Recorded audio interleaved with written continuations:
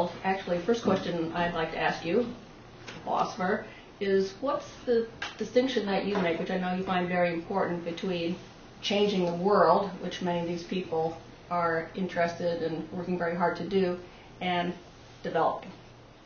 Why do you make that distinction? Why is it important? Well, I think there's a very powerful connection between what we do, how we live our lives, how we relate to the world, and major changes in the world. I mean, I don't want to be a wise ass, but the last I heard, there's not been a beaver revolution which impacted on human existence, but there have been human revolutions of all different kinds which have impacted profoundly. So the process of the ways in which we human beings relate to nature, relate to the world, relate to other people is very critically connected to the transformation of the world. And can you be more specific if I said, oh, I really want to change the way things are in this country for people of color? Yeah. Would you have a response to my use of the word change there? No, I have no problem with the word change. I don't think change is possible without a development of this entire national sector, if that's what you're looking at, or the entire world. I think we have to, I don't think you can change things in isolation from all the other things that they relate to, which is the rest of the world.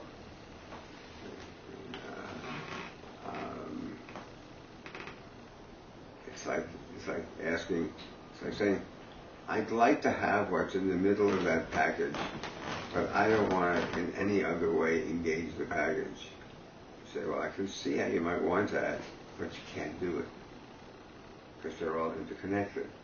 That's been pointed out by so many people, not only philosophers, ordinary folks understand that. If you pull the string at this end, it's going to move the string at the other end.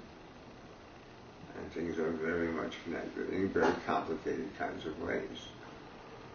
So what we have to deal with if we want to change things is what philosophers sometimes call totalities, but really in simple language, instead of change the whole thing. Things don't exist in isolation. Leibniz made that absolutely clear. He was not a revolutionary philosopher, a bourgeois philosopher. But I think that's plain. You don't have to go for a PhD to figure that out. Okay. If you want to change what you're doing at 10 o'clock at night, you probably have to have some consideration for what you're doing at 8 o'clock at night. Because that's another thing that's connected. Time is connected and continuous. So is space. Mm-hmm. So is much else. Okay. You just said that there have been many different kinds of revolutions. All right, this brings me to the name of the show, Fun with Ontic Shifts. Can we talk about ontic shifts?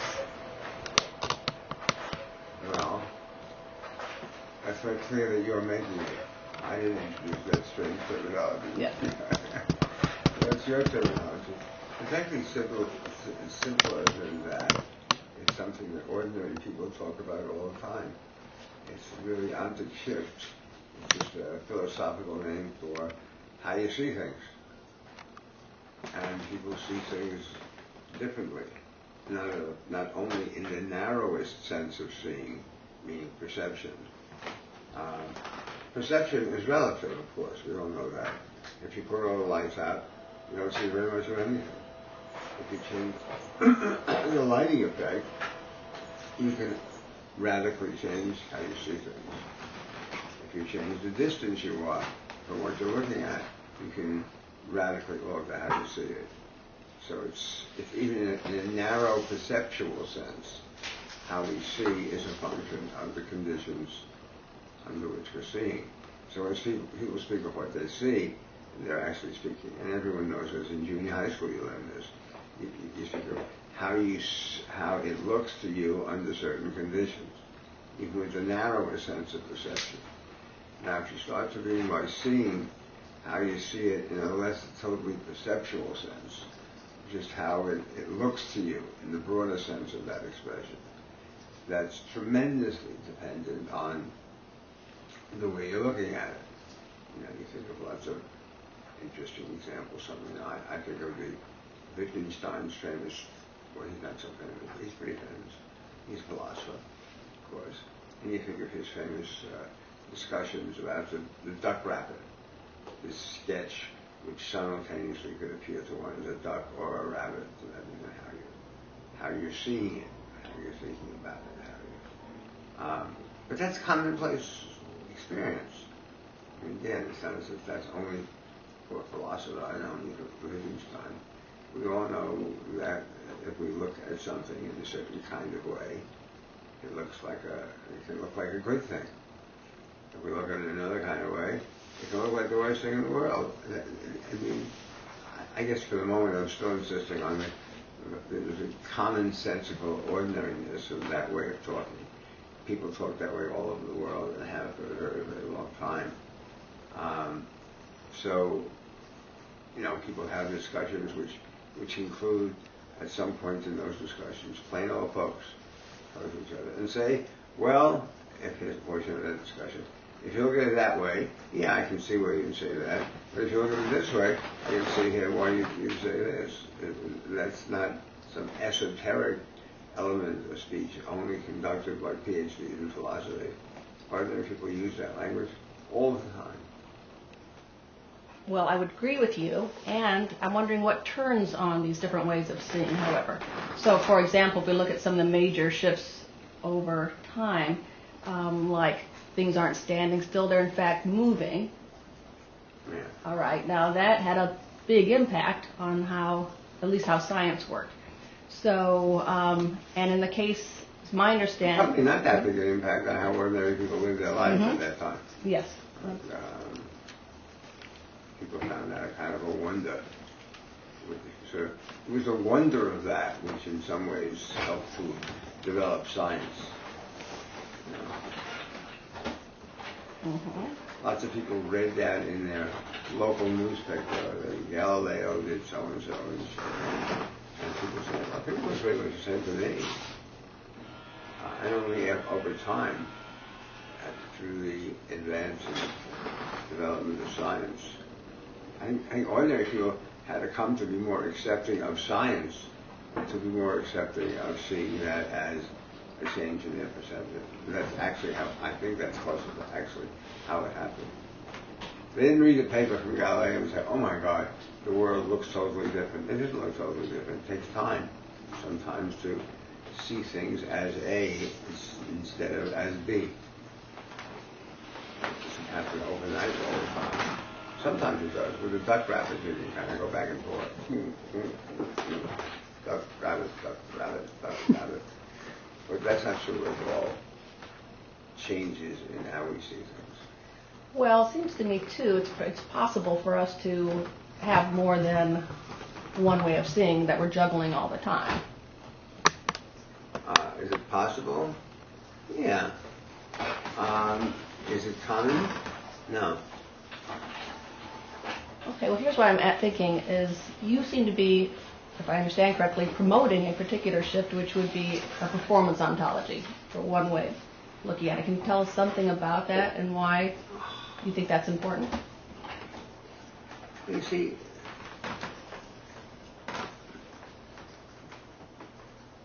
this focus that we, and not me and some people we know have on performance is not,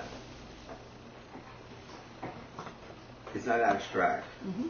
It's concrete, and concretely, it's located within psychology and the way that people who are in that field, and therefore people who are influenced by that, which includes many people beyond psychologists, think of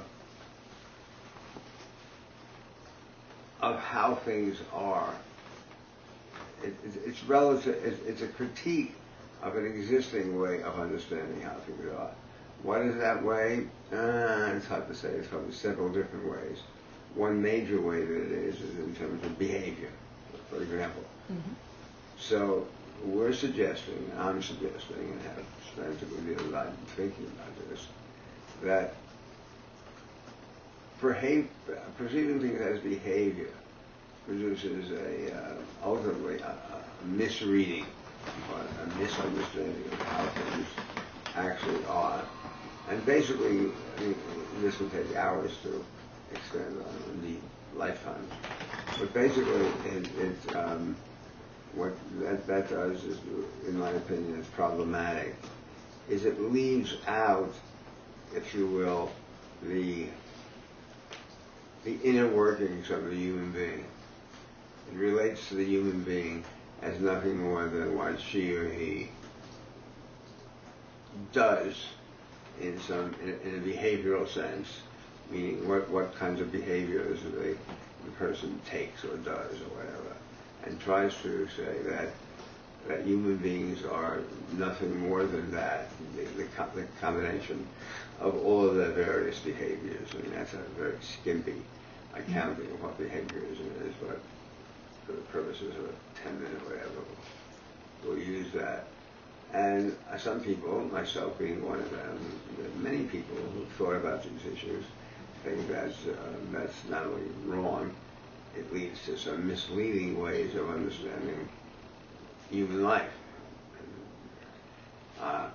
So, relative to behaviorism, the notion of performance is hopefully one which is a more accurate and more totalistic understanding of what people do. That is, their life is more some complicated combination of the mental and the physical. What Vygotsky sometimes speaks of in terms of completion, a kind of connection which is not particularly causal, but which is some kind of completion, meaning some kind of totality of physical and mental, but a very complex connection, I say specifically not a causal, gives us a better view of what human beings are doing, what we all are doing. And the word that we've chosen to describe that is performance. There is an intentionality, there is a volitional, a human element in this interaction with nature. It isn't just pure behavior, which has certain empirical virtues. You can see it, but it's not accurate, because people's interaction with nature goes well beyond just a behavioral interaction, or so people who think like they think. So performance is an alternative way of looking at that in specific for particular kinds of reasons. But it's not, and there are,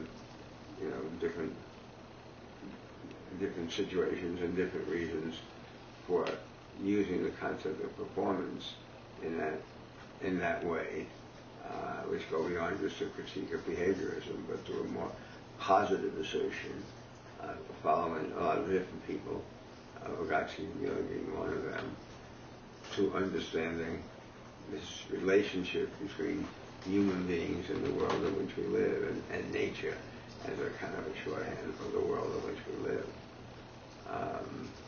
So, yes, I do have a strong predilection towards performance. I think it's more inclusive of all the different things that human beings do in their effort to relate to and to understand and to transform parts of nature.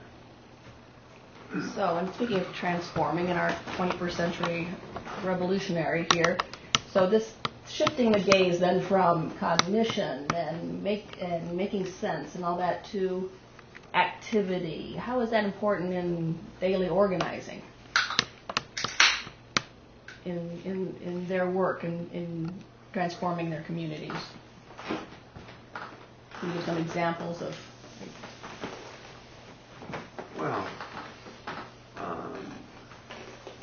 I know that's another complicated question. Back in the 60s, Jerry Rubin wrote a book called Do It. And it was actually very wise-souled and influential.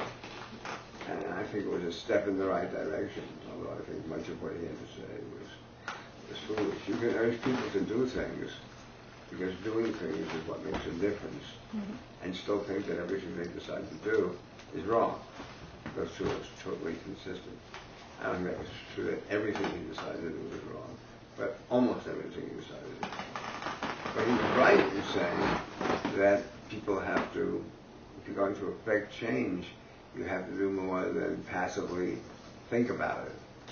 You have to somehow figure out an appropriate tactic for doing something about whatever it is that you want to engage. Nature, by and large, has to be engaged if it's going to be transformed. Say more what you mean by that? You can't leave it alone. I mean, at least people can't. The way in which we affect things. Other animals change things in other kinds of ways. But the way in which we, so it seems to me, change things is to find out ways of relating to them. Those other things, so as to help to, what I would say, further develop them in such a way as to make them of greater use or greater value to human life. We don't sit around and look at a narrow distance between 2 points on a river and sit there and say, bridge, bridge, bridge. We build one. Very complicated process, but we do something. There are complex activities involved, which if they're the correct activities, will wind up with some walkable form of material over which we can go from one side of the bridge to the other. But there's an activity there. Some people don't agree with that. Some people do sit around, essentially, and say, bridge, bridge, bridge. And those people turn out to be less successful than the ones who do the appropriate things to construct a bridge.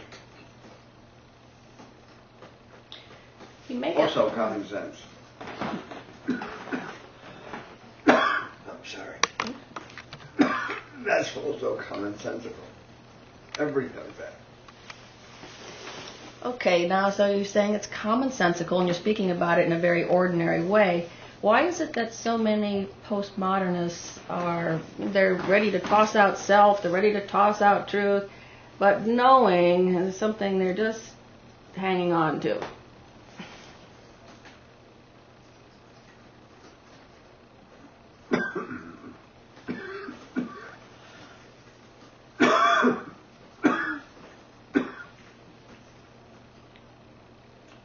Knowing is something we're trying to hang on to. Well, knowing is a pretty deep-rooted element of the way we look at things. Mm-hmm. I mean, someone else makes the bridges for us. Mm-hmm. You know? Yep. But no one else does the knowing for us, or at least that's not considered to be fully appropriate. No, within modern society,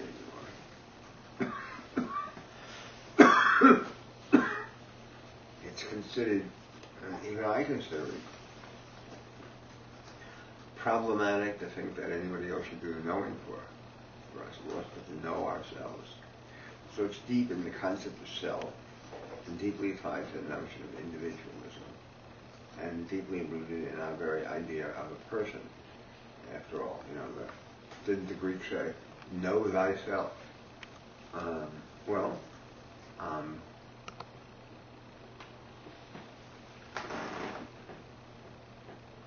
I'm not so sure you can, or even that you want to, or even that it's advantageous. I often found myself saying to my clients in group therapy, which I do a great deal of, that maybe at some level the real point in this group is to have the group understand each of the members of the group better than any of the members understand themselves. Because I'm not so sure that we ourselves, going back to the Enlightenment and the concept of individuality, we as an individual, we might be the individual least able to best understand who we are. Maybe the other or others, certainly appropriate others. I mean, we wouldn't, choose just any old other, but maybe the group in some way properly constructed is a better vehicle for knowing who we are than we are ourselves. And I think there's some evidence to indicate that. Okay. A few minutes ago, you were talking. Can I just take a little break and I'll rub your back? No, I don't want to. Okay. But can I just, if you don't mind, Fred? What? No, I just want to move you. Adjusting your collar. Sorry. Go ahead. So there. Go ahead. Okay. You were talking about the building a bridge, and and now you're talking about therapy, and I know you're doing your therapy has been not only something that you've done for 30 years, but it's also been very controversial. 40. 40 years, okay, sorry, as a political person. And there's been, ideas that you bring your clients in and then you brainwash them into political work or whatever. Well, I have seen no indication of that, but I have seen an indication that you've learned a great deal about revolutionary change by doing therapy. And particularly, I'd love to hear you talk about two things. One is to build on what you were saying before, this idea of building the group and the importance of that as opposed to know thyself kind of individual therapy. And the other thing, if you could talk about what you learned about power and authority, the distinction, and why that's important. What I've learned about it. Yeah, it seems like in your therapeutic work might be a way that you seem to understand something about that. Well, relative to what we've been talking about, I think power is about groupings of people, sometimes very large groupings, sometimes much smaller groupings, doing something about their relationship to the world. Hopefully. I mean, there are lots of different kinds of doings. There's constructive doings, there's slight little doings, there's little slightly bigger doings, but doing something about it, creating something out of the materials available, including themselves, and creating something, making something new, building a bridge, building whatever it choose to build. Maybe building a whole new world, maybe building a new way of looking at the stars, maybe building a new way of building whatever it is that people do. And we've built, in the history of the species of ours, we've built a lot of rather interesting things. Some of them have been used destructively, obviously, but some of them have been used in wonderful ways. Just to look around the room and look at all the things. Well, all these things were built by people, indeed groups of people. And they make up, here, at least in this national sector, at this time, in this particular place, a rather nice and comfortable existence relative to what people were able to build several thousand years ago. But all of it is built by people. An activity, doing something, and done collectively. Some discoveries, and more spoken of as being done individually, and that's okay. It's reasonable. That might be, but I'm always skeptical of that way of talking. Even the great, Columbus didn't get here by himself. I presume there were other people on the ship, and he was working with all of them. Galileo didn't do it by himself, but we're a collective species. We tend to create things as groupings of people. So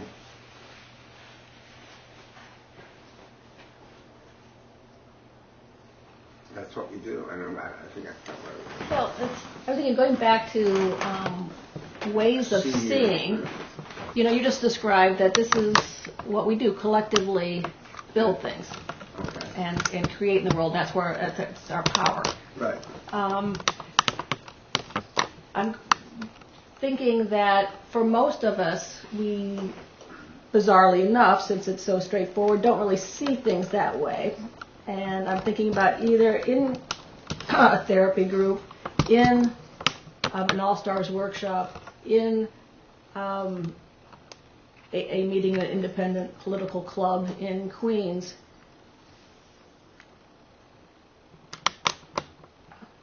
How do you give this to people, and why is that important? This way of seeing. Well, because I think it comes closer to being an accurate characterization of how things happen, which, going back to sort of traditional anthropology or whatever, it gives human beings a greater capacity to make use of nature in creating what they collectively need and want. So I think that, Marx makes plain that the distortion of the world into seeing it as commodities, which have as their primary ontology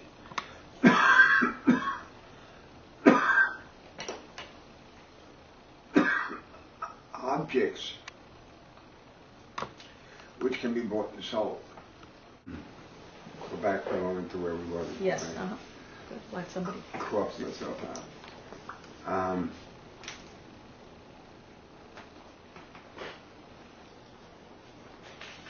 The commodification of the world, seeing things as commodities, as individual things that are priced, that are sold, that are primarily for sale. That's all kinds of things, not just your local product in the pharmacy, but everything is sold. It's a commodified world, at least the Western world is.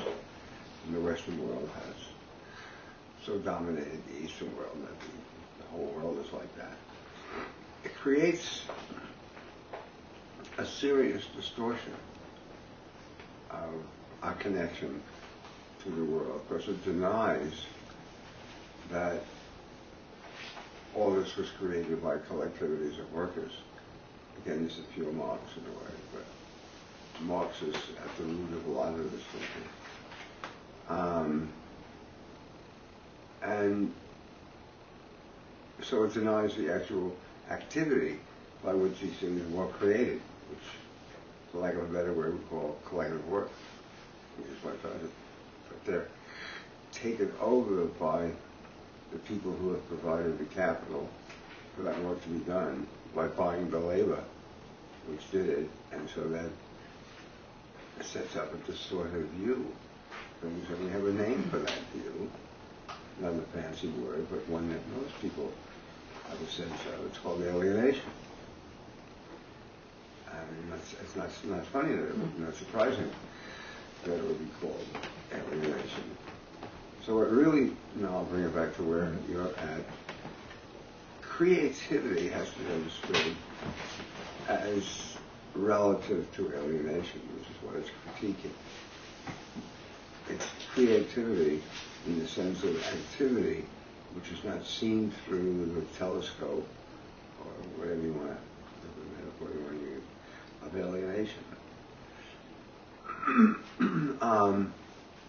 Now, in some ways, pre-capitalism and pre-capitalist societies have that view, but absent a great deal of other things, are not able to use it as developmentally and progressive as capitalism.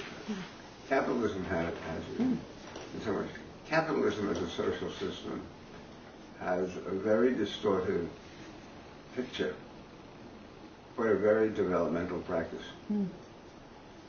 It's but one of those odd combinations of things that we have seen in our lives.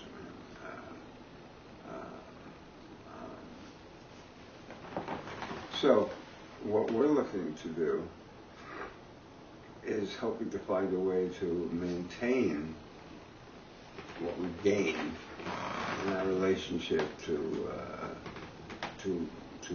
nature, which is another metaphor, but to the rest of the world, while in fact advancing it because of an increase of creativity, which is roughly speaking equivalent to a decrease in alienation. So that's the sense of creativity. Mm-hmm. See, in all these cases, it's not just terms brought in and trying to define them a la the dictionary. They're part of an overall effort to develop the world further and progressively towards a certain end. What is that end?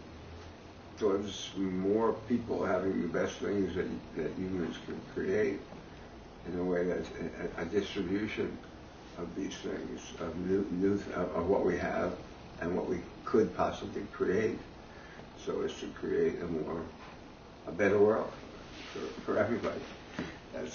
That's what, roughly speaking, we take the end of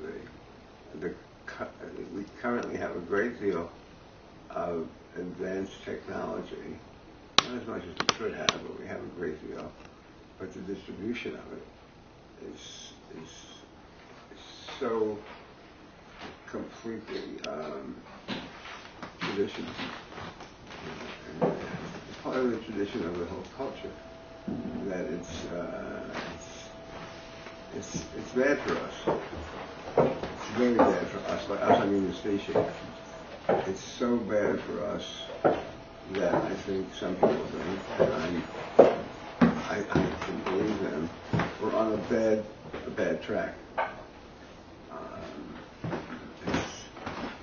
I don't think that anyone can be very happy with how things are working or where things are going.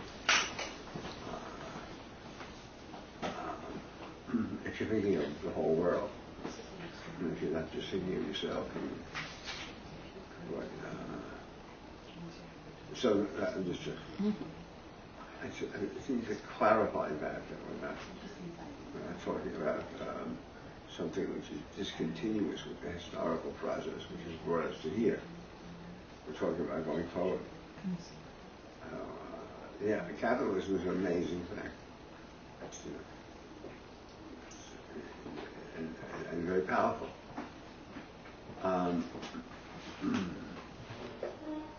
Is it the way to advance? I think not. I was just reading this book by an old acquaintance of mine, Pat Joe, which is, I think, a rather good book. It's called Saving Capitalism. And where he introduces this, the context of the book, how he introduces it is as follows. He says that the 19th century world struggle in the West was a struggle between capitalism and Marxism, and capitalism won. But that's not the current struggle. And he says this is why the current, worldwide repression is so misunderstood by so many people. It's not that struggle anymore, even though the Republicans sometimes insist that it is, but it's not that.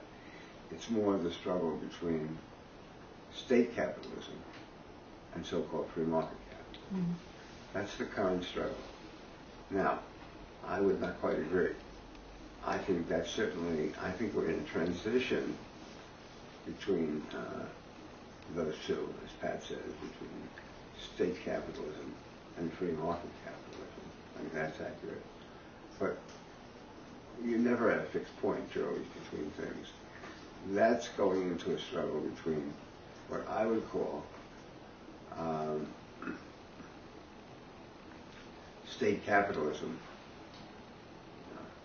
and free market socialism. And I think free market socialism, I think he's a little bit too fixated on Washington and not enough on the world. Because I think the world, in broad strokes, is much more into this new emerging thing called free market capitalism. Now some people say, that's impossible. That's a contradiction in terms. I say, precisely. That's why it's so unusually developmental at this point. And do you see that as bringing some American pragmatism, the capitalist method, into a socialist worldview? Well, no, in some abstract sense, but more concretely, I think it's Pat wants to find a way of just talking about regulatory issues. That there should be heavy-duty regulation over the, well, to use the current expression, over those businesses that we can't afford to have fail. Well, that's interesting language, if you want to hold on to the old language. But why not call those things, those businesses, what they really are, what's really happening, and what the Republicans will be glad to tell you is really happening. And they're right. They're being nationalized. That's what it is. But everything's not being nationalized. There's still plenty of room for, everyone points out, there's plenty of room for small businesses, for innovation, and even for fortunes being made. And that's could make use of the free market. Things generally advance to new things by processes which include all kinds of steps in between the starting point and the ending point. So, how would you describe what's going on right now economically? I think it's a matter of how you see it. Go back to Where we started. where we started. Okay, thank you very much, Fred. Appreciate your time.